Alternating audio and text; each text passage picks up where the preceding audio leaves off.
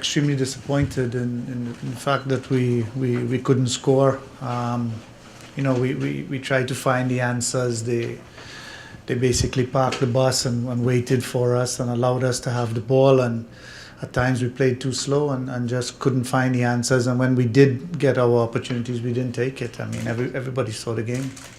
Well, I didn't want them to rush the game, and it was clear that they were playing for one chance, either one free kick, one set play, or one breakaway opportunity. So I didn't want the team to rush things, play the game, keep the ball, try to open them up and see what happens. And we created one or two opportunities. We had two very good opportunities in the opening minutes of the game on the back post, but we didn't score. We just couldn't finish the chances we did have. And in a game like that, you're not going to get many. I don't care who you're playing against. A team plays, 5 at the back, 4 in front of them. It's very, very hard to break down. What we didn't do is play differently in the last 10 minutes, and we said to the players, if what we're doing is not working in the last 10 minutes, let's push numbers into the penalty box and rain some crosses in and batter away at them. And we just didn't do it. Once the game's in their hands and they think they could break them down by probably little combinations and going through centrally, and by the time it was time to sort of just free it up, get it wide. I mean, the only person that got some good crosses into the box was Ante Jazic. He got himself into good position. He hit some good crosses, and I thought when we started doing that, they were in trouble. But I mean, the goalkeeper was never really tested, and that's where we should have tested him. What do you want to say to the Canadian fans? I say we got a point, and more than likely we'll go to the next round. I'm sorry that we did not win the game, and if you have to apologize for that, yes. But the objective is to qualify for the World Cup, and if we had thrown ourselves reckless into that game, we'd have lost. I tell you that right now. There seemed to be a different sort of mindset today going forward. We, as I said, we played a little bit too predictable, and we didn't take enough chances. I think going forward, playing the kind of balls we were playing in St. Lucia. And I think, if as I said before, if we're going to solve these teams, sometimes we have to do that. So, we look to do that for the next game and work on it. What do you think of the partnership you're sort of starting to form with David Edgar on the back line? I mean, we just talked quickly after the game. We got to be happy with the clean sheets in both games. I think it's something that, that was the first time I played with him. And, I think for out of the first 2 games, I think we did well. There's always stuff we need to work on. But that comes with time, and like I said before, 2 clean sheets. We can only be happy with that as a defensive line. Yeah, I mean, we had patience. We tried to keep the ball and tried to break them down, but they had three guys in the middle sitting behind the ball, and 9 guys behind the ball most of the time. So it was really tough. But it's a learning curve for us because when you have teams like this, we're gonna have to break these teams down, and it was a good experience for us today. Fans were frustrated out there. What do you want to say to them? They came out to support you guys, or wanting something to happen?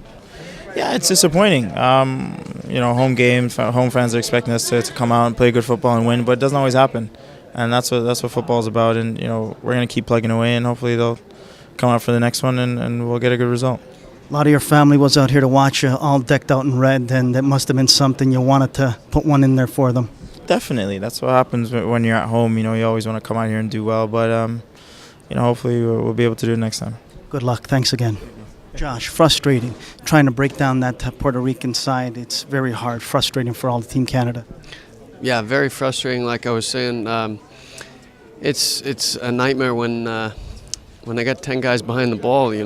They didn't want to really leave their half, and of course they had a tactical plan, and they stuck to it. So.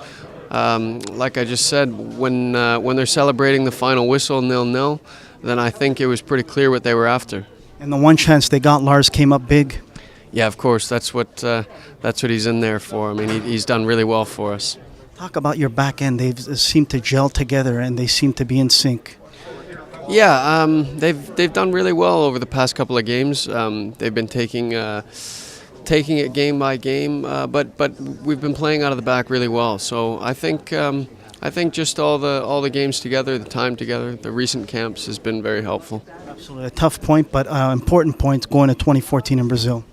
Yeah, of course. We're going to, we're disappointed that we couldn't take all 3 points, but we'll learn from it and hopefully clear it up next round. Nice to see the fans out there tonight again supporting you guys, wanting to see something.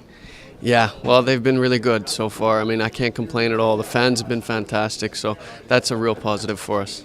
Move forward, and we got another tough opponent against Saints Kitts, and it's not going to be easy. And hopefully we get the 3 points away from home the first game and come back here and do the business.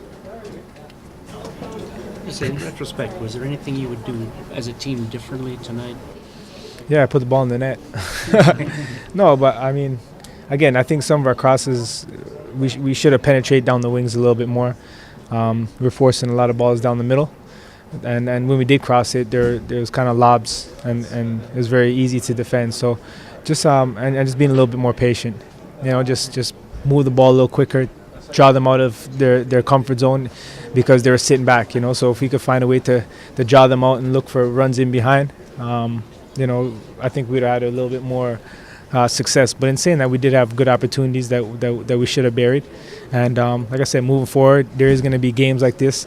Hopefully we make it to the next round where teams are going to come in and play for a tie.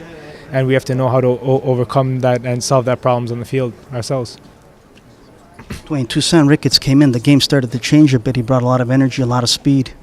Yeah, I mean, he's very fast, and he provides a different element for us.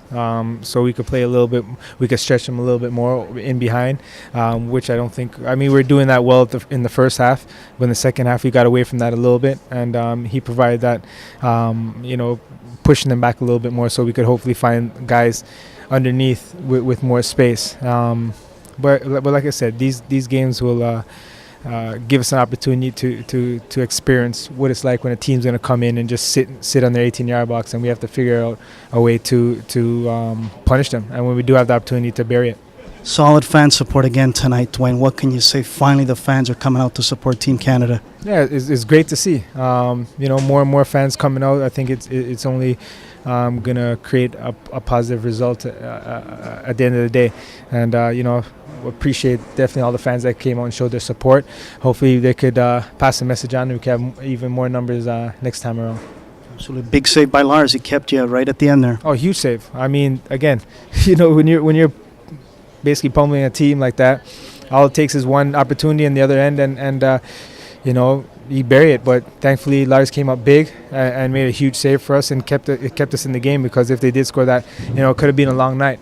And so great save on his part, especially when you're not seeing a lot of action and then you have to pull out a save like that. So well done on his part. And you can see you and Simeon are now getting some good chemistry between each other. Yeah, I mean, again, more and more games we play together as a team, the only better understanding and understanding we have of each other on and off the ball. Thanks, Dwayne. Thank you. Julian, tough game, frustrating game. You guys were craving to get a ball in that net to reward the fans and the great support they've been giving you lately. Yeah, no, I mean, if you don't score, you don't win, and that was one of the obvious factors in today's game. Not being able to get the goals that we wanted, and Puerto Rico did a really good job standing in front of the goal, and they were really compact, made it difficult for us to penetrate and get forward. But at times that's what happens, and I think there's a lot of obvious things that need to be corrected in today's game going into St. Kitts. One of them is getting 3 points, and the other is obviously scoring goals. So we have the potential, and I guess the guys are a bit down with the result. But we still have a long way ahead of us, and we're going to keep looking forward. Last question, huge save by Lars there at the end.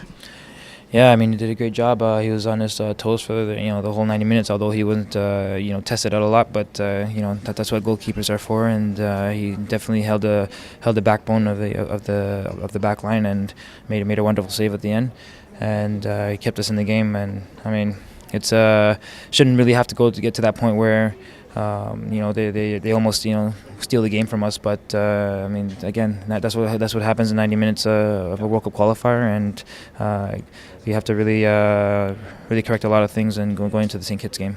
Thanks, and continued success with Team Canada. Thank you.